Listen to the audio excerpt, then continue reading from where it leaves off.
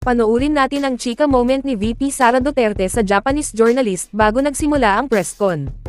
Nabanggit niya na ang Japan ang pinaka-favorite country niya sa buong mundo, next to Philippines. Nag-recommend pa itong si VP Sara ng pinakamagandang beach sa Pilipinas na dapat mapuntahan ng Japanese journalist, na walang iba kundi ang Calaguas Beach. No, ma'am. Hello. You understand Tagalog? No? So sorry. So, how did you understand my answers earlier? sorry. Oh, I love Japan. Thank you. It's my favorite country in the world. Yes. Next to the Philippines, because the Philippines is given already. Countries to visit, number 1, Japan. I also love your country. Thank you, thank you. You should visit Calaguas.